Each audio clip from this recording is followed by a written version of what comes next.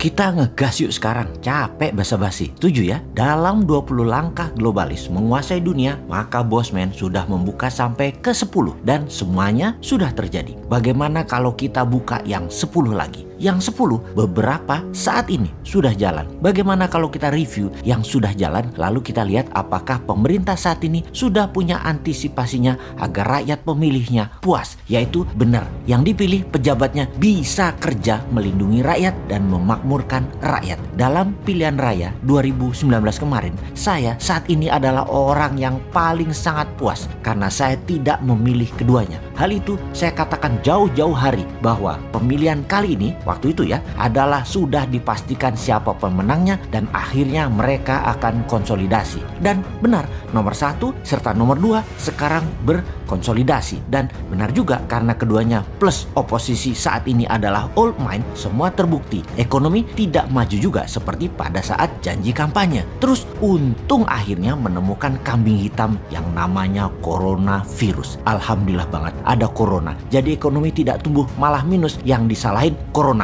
Wis, cocok iki. Jadi kita kembali ke topik utama tentang langkah globalis yang nanti mudah-mudahan sahabat bisa menilai sendiri apa yang terjadi dan apa yang dilakukan pejabat kepercayaan rakyat selama ini. Kita bicara gosip dulu. Enak bicara hal-hal yang abu-abu, bener deh. Kelihatan seperti kita percaya teori konspirasi dan menakut-nakuti. Padahal fakta yang kita angkat tetapi pakai pengandaian. Kita mengandaikan kita adalah globalis. Globalis cita-citanya ingin mengendalikan dunia. Maka apapun yang dibuat adalah untuk power jangka panjang globalis berkuasa. Maka kita sebar virus yang lebih mematikan sedikit daripada flu. Lalu kita sebar alat tes yang sangat sensitif. Jadi cepat terdata bahwa banyak yang terpapar dan terpaparnya sangat cepat. Lalu kita beri vaksin yang kemudian untuk mengetes efektivitas vaksin tersebut kita beri tes antigen yang low sensitivitasnya. Sehingga terkesan banyak yang sembuh karena vaksin tersebut. Dan vaksin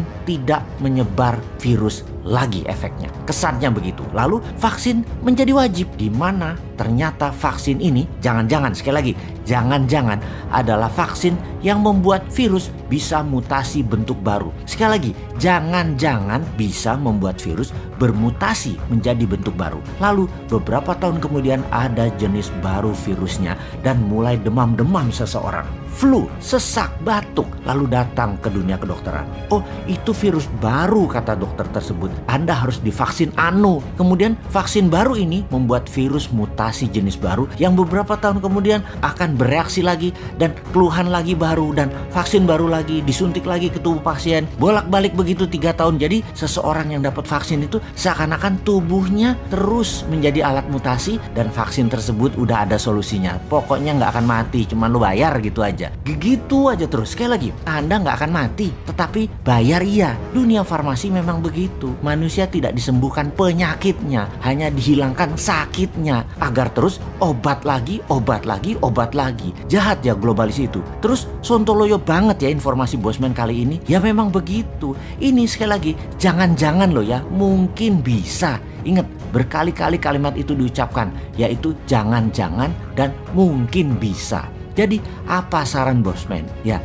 pakai vaksin bukan dari bagian rencana globalis seperti vaksin Nusantara. Itu kalau pemerintah saat ini paham bernegara ala kekinian. Sekali lagi, pakai vaksin Nusantara, pokoknya pakai vaksin bukan bagian dari rencana globalis. Dah itu aja. Jadi pejabatnya harus bukan agen kepentingan globalis, tetapi memang pro rakyat. Kalau sekarang pejabatnya cepet sekali actionnya dan terlihat memang jadi agen globalis kelihatannya. Kebijakan dan keputusannya kecenderung pro globalis. Itulah langkah ke-11 dari globalis, di mana langkah berikutnya ketika vaksin sudah disebar, virus corona terlihat tertaklukkan. Dunia farmasi akan terus memanen cuan untuk periode panjang virus corona yang berlapis tadi. Ya, jadi kemudian seperti flu, manusia akan selamanya bermasker sampai vaksin masuk ke tubuhnya dan vaksin-vaksin serial berikutnya ngantri disuntikkan, dan itu menanti cerita panjang. Mulailah apa yang diceritakan Bosman akan HARP atau HARPS sejenisnya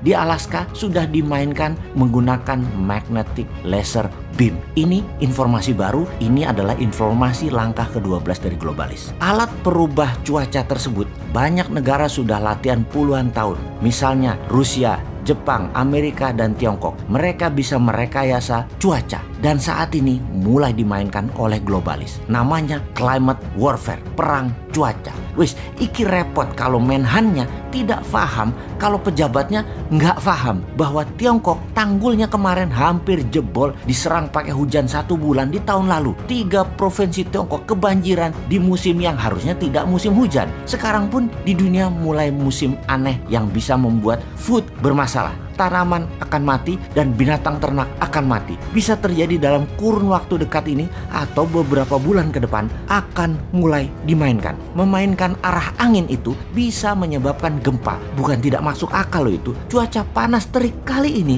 dan hujan serta dingin berlebihan mengacaukan food supply, di mana artificial food akan menggantikan semuanya. Siapa raja artificial food ini? Ya nggak salah. Siapa lagi? Ya globalis, yang salah satunya adalah Bill Gates. Mulai paham? Setelah vaksin, biological warfare. Perang apa lagi yang akan terjadi? Benar, climate warfare. Nah, jadi mulai paham kenapa New Mind bilang akan membuat Kementerian Peperangan, Ministry of War. Tuh bener deh, 2024 lama banget dan rindu akan masa depan nih gua nih. Aduh.